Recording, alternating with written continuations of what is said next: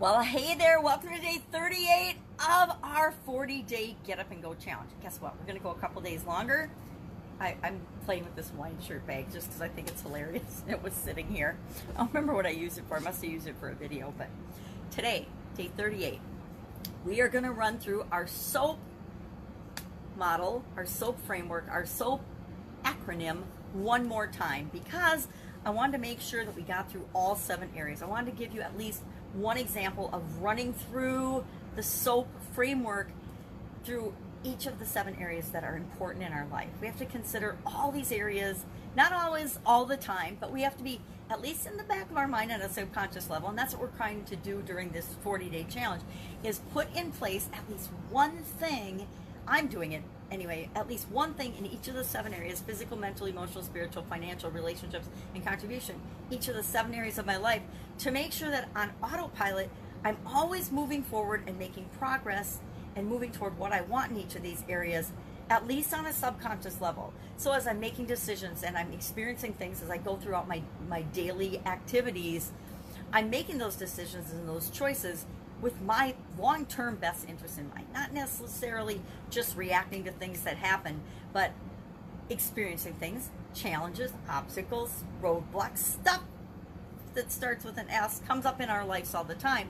And I want to make sure that on a foundational level that I'm making the best choices for me at that time. And we always do that, right? As human beings, we always do the best we can with what we've got right now at this very minute. We make the best choices and the best decisions instantly in the given situation that we're in.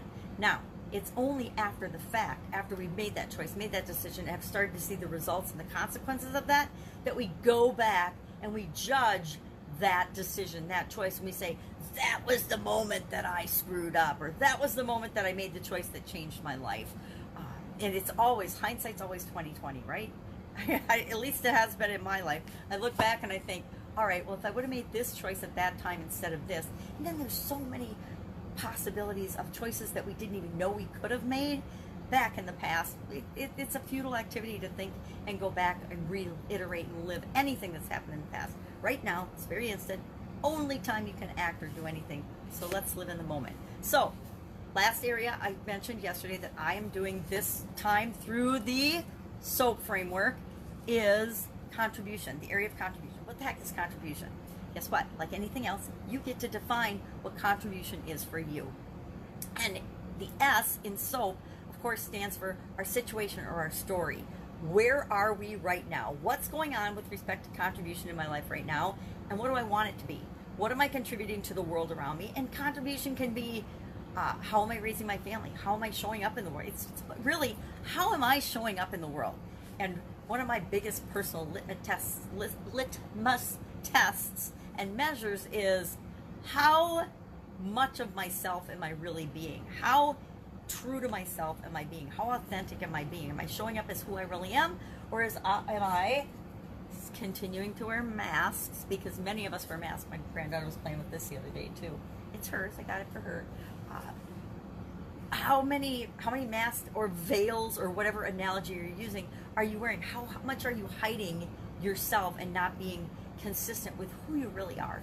Because we all do that. I mean, even me, where I think I've ripped off most of my masks, I will still respond to things in certain ways on occasion that I know are just, or I will just let things go that aren't worth the battle, that I'm like, nope, I'm just going to step back. And it isn't really my nature, in most circumstances, to just go quietly into the sunset, right? It's not my nature at all.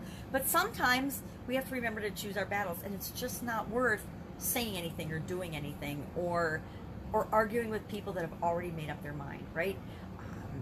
It seems like every few years we have a very tumultuous environment in at least here in the United States. Whenever there's a presidential election year, people go, I'm going to say it right now, batshit crazy. They stop thinking for themselves and they just go off half-cocked, and instead of listening to one another, they just spew their opinions and get louder and louder and louder and louder until it becomes a screaming match. And it might be a screaming match literally in person, or it's usually a screaming match through some other media.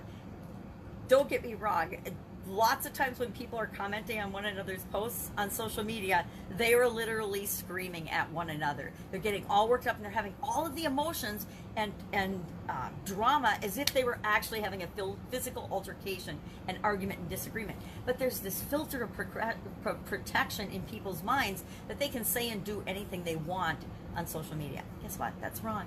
Because every time we do that, and I'm guilty of it as well. Sometimes I'll comment on stuff and I'm like, oh wow, why did I even go there? Why did I say anything? Why didn't I just scroll by? And it just seems like it happens to me every 4 years where people, the whole world kind of sucks us into the negativity. And I actually push against it very hardly and filter myself and say, nope, it's like doing my content. I do content every day. And people are like, why do you create content every day?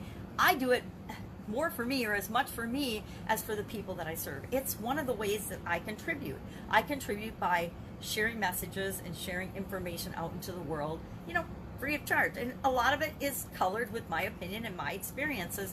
And if it's of value to people, they listen. If it's not, hey, scroll by. You don't need to comment that I look like the Wicked Witch of the West and that you hope a house falls on me. I actually had that comment. It's still my favorite hater so far. But I'm working on another one. Every once in a while I get haters, but that was my favorite haters so far. And here's the funny part about haters and people that don't agree with you and don't like you and don't like your opinion.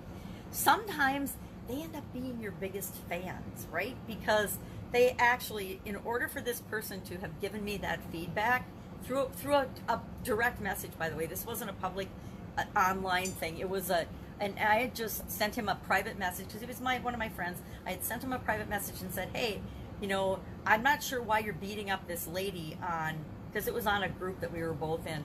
I'm not sure why you're beating her up, but you know, it's inappropriate. And I don't even think I said it was inappropriate. I just said something about, I'm not sure why you're beating this lady up, and the person took offense. But here's the thing.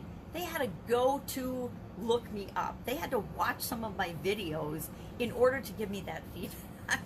Even our haters end up watching our stuff. I think that there's several really famous people that their audience is actually made up of more people that hate them and hate what they stand for. Howard Stern comes to mind. He's one.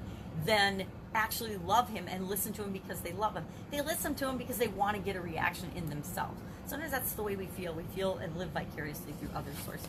So today, the S and soap situation story. What's my story about contribution? What do I want it to be? I'm sorry, I just got a message popped in and blocked my whole screen. All right, so think about making videos live. You get all kinds of interruptions. So what is my story? Where am I with respect to contribution? And remember, you do the same thing. You ask yourself, where am I right now? What's my story? What's my situation? What beliefs and feelings and thoughts and things am I having about my level of physical health, financial health, spiritual health, emotional health, my relationships, my contribution I'm doing this time, so I'll give my examples about contribution. What am I doing now, and what do I want to be doing? Now, if I look at contribution on here, I gave myself a 7 when I did this. Remember, I did this a couple of months ago when I first went through the Get Up and Go challenge for the month of April, my 30-day Get Up and Go challenge. And one of the ways that I contribute and am contributing right now is through challenges, my free Get Up and Go challenges. And I think I mentioned yesterday, I have a personal values mismatch with the way a lot of people do challenges. A lot of people are jumping on the bandwagon and they're using them as their launch strategy, and they add scarcity and lack and all these things to it to get people to buy. Go ahead, more power to you. If that's the kind of customers you want, go ahead and do that. And it's because, and here's the problem I have with that, and I might have mentioned it yesterday. It assumes that human beings are too stupid or too lazy to decide when something is right for them. When you add scarcity and lack and you take away your content, you put it up there for free for a limited time, and then you take it away, and then a month later you do the same thing using the same content, and then you take it away. Is that doing something contributing to society, or is that really doing something mostly to contribute to you? To me, that's what the leaders are saying. I have to put my content up, but it's so good, I have to take it down so nobody else gets it.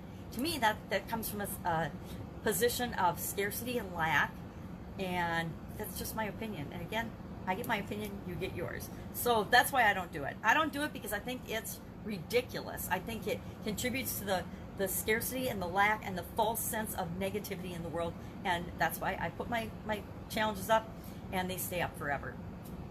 The 30-day challenge in April for Get Up and Go, it's in the same group. If you want to go back and do the 30-day challenge, it's not specific. I probably talked about, I don't remember what I talked about in it because it's 2 months ago now, but same kind of content, but different lessons, different experience. I'm sure I shared different stories of my experiences and different aspects of that. And I try to remember, I did not go through and give an example of each of the 7 areas. So this 40-day challenge is different in that. So contribution, what am I contributing? What do I want to contribute? And we'll talk more about impact and legacy and things over the course of this as we go through the SOAP model. Since we've been through the SOAP model several times before, I don't feel like we need to go over and over and beat a dead horse on what to do for action items in each of these steps. Our action item today is, of course, with respect to your area of your life that you're working on. What is your story right now, and what do you want it to be? Where are you right now? What's your situation? What do you want it to be? What is mine in contribution? What is yours in financial or physical or spiritual, whatever area you're working on? Share in the comments below. Maybe just share on a scale of 1 to 10 where you want to be, and then put the letter of the area that you're working on, and just share. Everybody's going to say 10. Let's not do that. We shared our area yesterday, but I was saying we could share where we are and where we want to be. But boy, I'm changing my mind. I'd say just comment done in the comments below when you've done this, when you've looked at where you are and where you want to be. Just put like P for physical and then done, or M for mental, done, E for emotional, done, S for spiritual, done, F for financial, done, R for relationship, done, or C for contribution, done. So when I'm done with mine today, I will try to remember. I will do it, because I've been really bad about commenting throughout this challenge. I've done my homework every day. I've done my action item every day, but I have been really bad with the holiday and all kinds of stuff and family, home, and things about posting my homework, posting my response. And so, and that's because this is set up as a personal challenge. And I just brought everybody along with me this time through the Get Up and Go challenge. It's getting to the end too, so I need to decide what's next. What am I going to do next? I think we'll do a Get Up and Go challenge again. I think next week I might pick have a whole week just for questions and answers. I really liked, I was in a challenge last 2 weeks ago, last week and the week before, where the woman taught some stuff. Now, of course, she did the take it away, but she taught some stuff, and then the whole next week, she actually gave feedback on what she taught. She let people share their homework, and she walked them through and gave them feedback on that, which I thought was really powerful. Whenever we demonstrate what we do for people, I think it's really powerful. So I would like to, if people are interested, next week, just do Q&A every day and just let people ask questions. I'll just do answers all day long, questions and answers for the whole week. That would be fun, I think.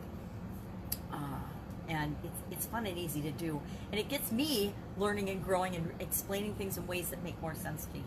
So today, just put done in the comments below. Again, remember when you're thinking about your story, your situation, answer the questions that we do as a good reporter: who, what, where, when, why, and how. You don't have to know the how at all right now, but who, what, where, when, why. Who, what, where, when, why of your current situation, and then maybe the who, what, where, when, why of what you want your situation to be. Because the stronger your why, we talk about why a lot, you got to have some motivation. You got to have things that keep you going toward what it is that you want, the big vision of what you want when the times get tough. Because that's what this whole challenge is about.